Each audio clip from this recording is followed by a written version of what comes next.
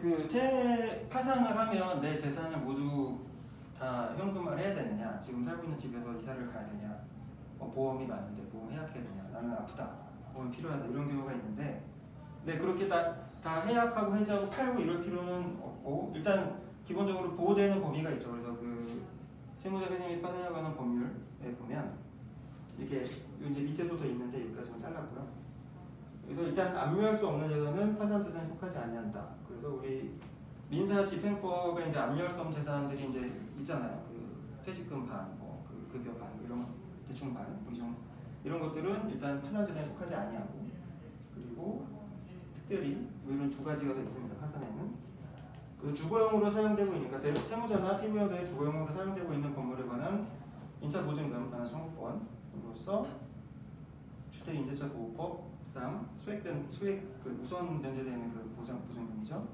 이게 지금 현행으로는 서울은 3,700만 원이고, 인천, 성남, 분당 이런데 3,400입니다. 그리고 그다음에 2,000.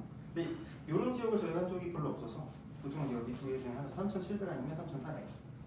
이게 그러니까 원칙은 보증금으로 있을 때 내가 보증금 5,000에 50이다라고 할 때 그 5,000을 다 내가 현금화를 해야 되느냐, 그게 아니라 집이 서울에 있으면 3,700 빼고 1,300만 현금화를 하는 거죠. 근데 이게 이제 보증금으로 있으면 그런데, 보증금이 아니라 만약 내가 집이 있다, 내 집이다. 그래서 집 3억인데 대출금 2억 5천이고 수능 금액은 5천이다. 라고 할 때도 과연 이거를 빼주느냐. 근데 이게 조문에 보면 요거를 이런 면제재산으로 신청을 따로 해야 돼요. 그러니까 파산 선고 후 14일 이내에 면제재산에 대해서 이걸 빼달라고 신청을 해야 되는데, 이게 보증금이면 딱 되지만 보증금이 아니고 그냥 내 소유의 집으로 갖고 있을 경우에는 이건 원칙적으로 그러니까 따지면 적용은 안 되는 거죠. 그래서 면제재산 신청을 명시적으로 할 수는 없지만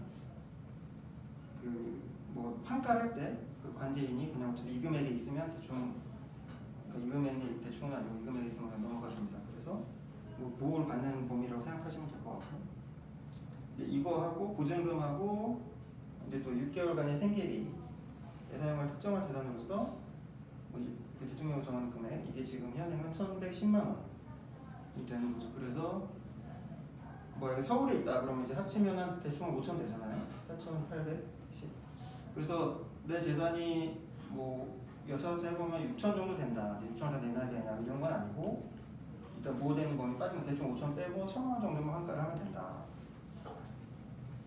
그리고 재산이 확정이 되면, 그러니까 그에 해당하는 금액만 어떻게든 내면 되니까. 그래서 예를 들어 지금 말한 예에서 여차저차 다 긁어 모아서 6천이 됐는데 그 중에 5천 빼고 1,000만 원만 환가를 하게 되는데, 그 환가를 할 때 있는 집을, 내 집을 지금 팔고 난 이사를 가면서 그 돈을 줘야 되느냐, 현재 유지하고 있는 보험을 해약해서 해약권금 받아서 내야 되느냐, 그런 건 아니고 그냥 알아서 그 해당하는 금액을 마련해서 주면 됩니다.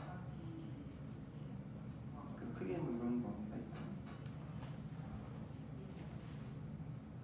부인권, 그러니까 이게 그러니까 관제인이 행사할 수 있는 권한으로 이제 채무자 회생 및 파산에 관한 법률에 있는 게 부인권이 있고, 그리고 다른 채권자들 결재권이나 상계권 이렇게 있는데, 가장 흔히 나오는 게 부인권이라서 이 조문은 한번 봐야 될 것 같고, 이게 이제 1호, 2호, 3호, 4호가 있고, 이거를 강학상, 고의 부인, 본지 이렇게 하더라고요. 근데 이거는 별로 의미는 없는 거고, 일단은 가장 문제가 많이 되는 거는, 그래서 부인이 뭐예요, 뜻이?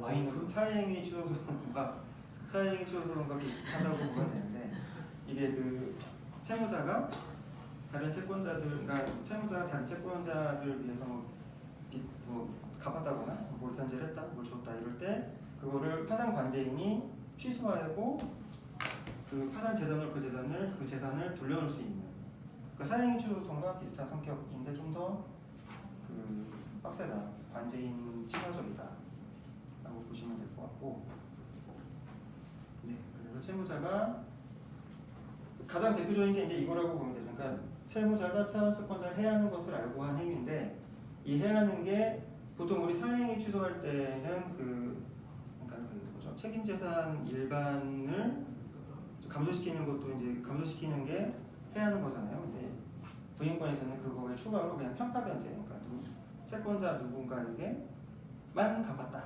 이것도 보통 대표적으로 해당이 되는 거죠.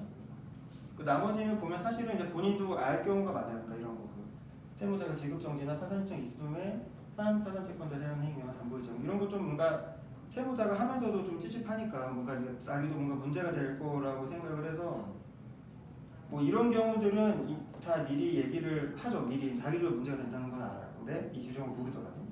근데 여기에 해당하는 편파 변제, 내가 다른 그러니까 뭐 빚은 빚이니까 갚았다라고 할 때 자기는 전혀 생각을 못하지만 사실은 나중에 그 채권자 그 부인권을 행사해서 돌려놔야 되는 경우들이 가끔 있다. 근데 이게 채무자한테는 어차피 상관없죠. 어차피 내가 돈 갚아도 이 사람한테 더 내라는 게 아니라 받아간 사람한테 돈 받아오라는 거니까 크게 문제 안 되는데 이 받아간 사람이 만약에 뭐 가족이나 이런 사람이면 그냥 이 파산 절차가 지연되니까 빨리 돈을 돌려놔라라고 하면 협박이 통하는데 이게 아예 다른 사람 같은 아예 그냥 상관없는 채권자다라면 파산 절차가 굉장히 늘어질 수 있겠죠. 분권 여부가 결론이 나야 파산이 진행이 되니까.